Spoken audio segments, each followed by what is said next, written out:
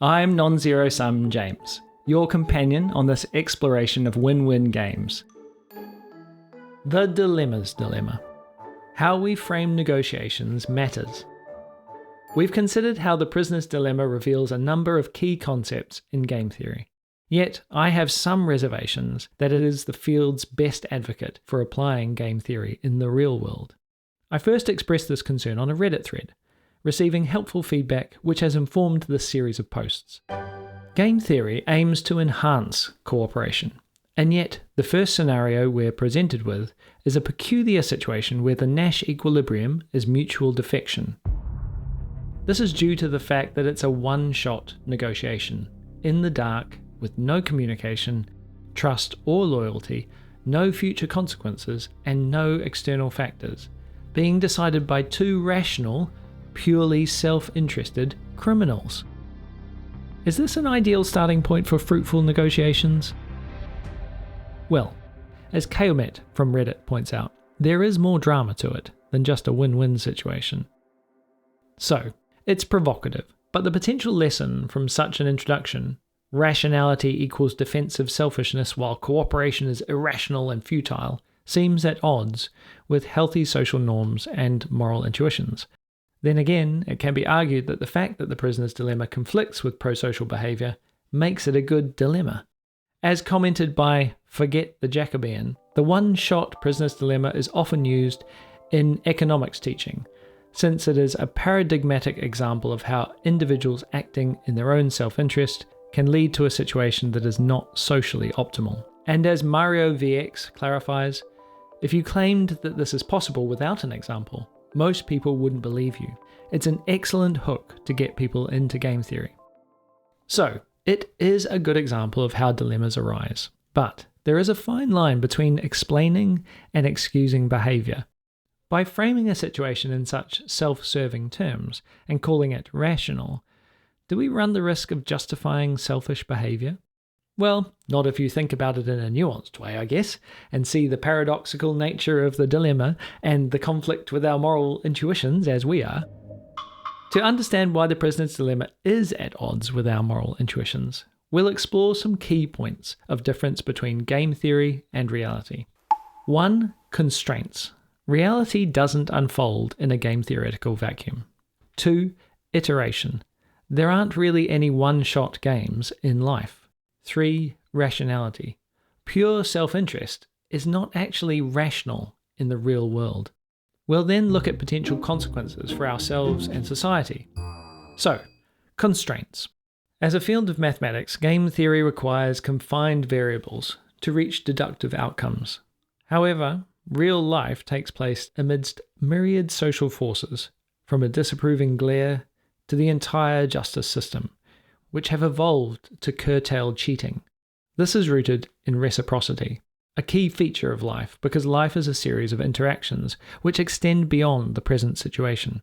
If we revisit the prisoner's dilemma, but posit a close personal history between the prisoners, trust functions as a contract, shifting the likely outcome from a Nash equilibrium of mutual defection to a Pareto-efficient mutual cooperation. And even without such a soft value as trust, there's always revenge. If you betray your partner, do you really believe that during their 5 years in the clink, surrounded by nefarious influences and with only time on their hands, that they won't hatch a plan to make you pay? Iteration. The promise of future reward and the risk of future punishment are ever present in reality. Game theorists represent this through iterated games. In the iterated version of the prisoner's dilemma, players not only have to account for the current round, but also for how their behaviour will affect the other player's behaviour in the future rounds, and what the accumulative benefits will be of different strategies.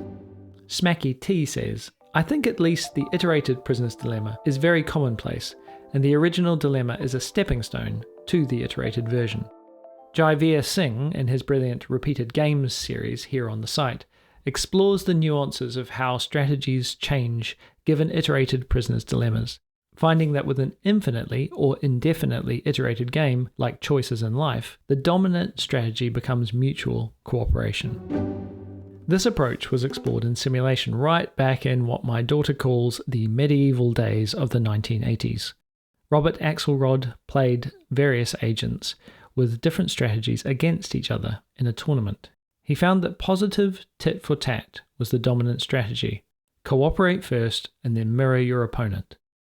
Axelrod's evolution of trust has been entertainingly illustrated in an interactive by Nicky Case, which I've linked in the description. We've also had a look at this sort of dynamic on the site in a simulation I call Capitalizing on Trust, where we explore how trust can be used to choose better cooperative partners. If you want to have a play around with it, come visit the site. Matt Ball even speculates that self-awareness evolved to keep track of repeated games. I'm pretty willing to bet that is why some of morality evolved. The iterated prisoner's dilemma can help us appreciate that cooperative, trust-based actions can determine rational behavior. Rationality. Game theory defines rationality as pure self-interest within the constraints of the game. This tends to suggest that moral intuitions that contradict the prisoner's dilemma are necessarily irrational. But as we have seen, accounting for repetition changes the Nash equilibrium for the prisoner's dilemma to mutual cooperation. It turns out the conflict with real-world social norms is not due to a failure of rationality, but rather a failure of the one-shot prisoner's dilemma to account for all the variables at play in real life. Confidence. We have seen that there are many reasons why the iterated prisoner's dilemma can help us develop ways to counteract distrust when played out fully in relation to our moral intuitions. But moral intuitions vary. What if we don't have a strong repulsion to a situation that's not mutually beneficial?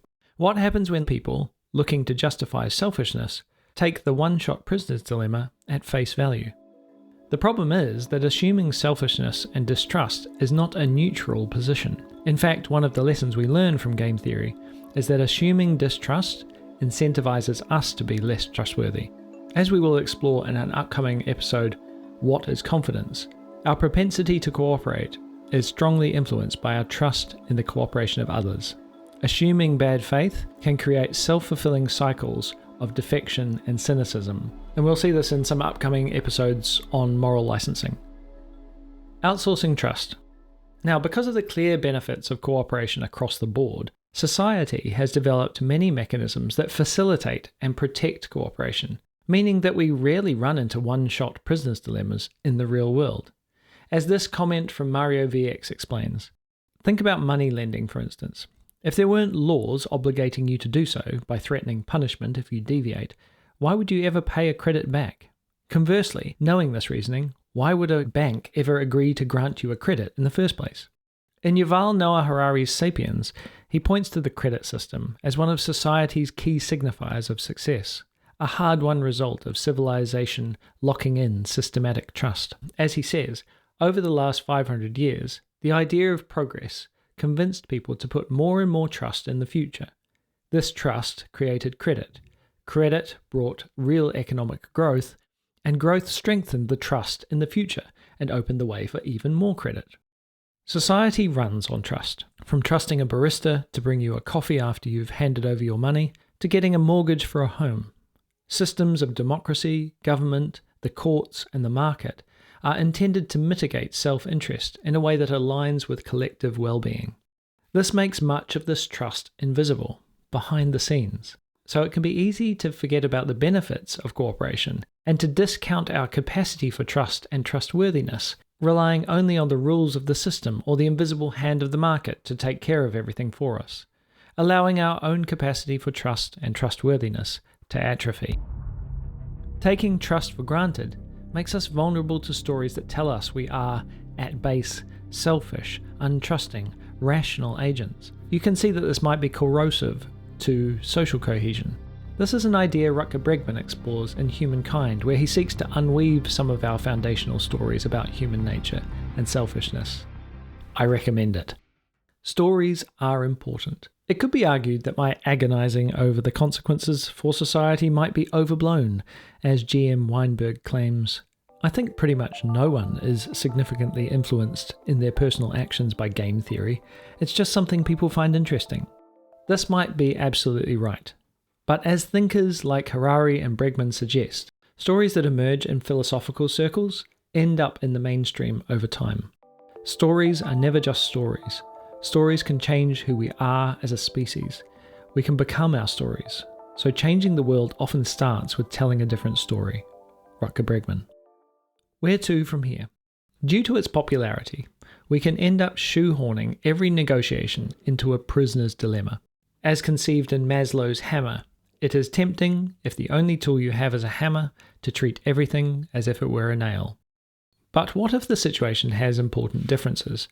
Perhaps it's asymmetrical, like the ultimatum game, or the payoff for defection turns out to be the same as the payoff for cooperation, making cooperation more likely. Or perhaps there's actually no incentive for one party to defect, meaning the other doesn't need to worry about defection, like in the Toastmasters payoff, which we'll cover in a later episode. It might turn out that we're creating a dilemma where there isn't one. In this way, game theory can be one of those "a little knowledge is a dangerous thing" applications. We can avoid this trap by understanding other game theory scenarios, which is where we'll be going next in the series. We'll be looking at the stag hunt, social dilemmas, the ultimatum game, chicken, and battle of the sexes. And later on we will look at the hawk-dove game and evolutionary game theory, and perhaps we'll find a better game theory poster child. I'd like to acknowledge and thank those who provided feedback on the blog and Reddit for helping shape my views on the prisoner's dilemma. I've come to appreciate the value of the numerous game theory concepts it illuminates, and the value of having a provocative hook which immediately engages us with a puzzle. This process has clarified for me the importance of the iterated prisoner's dilemma, not as a supplement or extension of the prisoner's dilemma, but as the actual point of and solution to the dilemma. To leave a student or layperson aware of only the one-shot version risks reinforcing the story that human nature is inherently selfish, untrusting, and untrustworthy, when the opposite is true. Cooperative relationships and the development of sophisticated networks of trust are defining features of human civilization. The issue I have had with the prisoner's dilemma primarily has to do with the constraints of game theoretical scenarios in general. By going through this process of analysis, I hope to inoculate myself against some of the potentially misleading limitations of game theory when applied to real-world situations. It's an important reminder that we can utilize game theory without jettisoning the social norms and moral intuitions that have evolved in and for our more complex and complicated real world. Those values can point us to more nuanced and interesting explanations, making us better game theorists.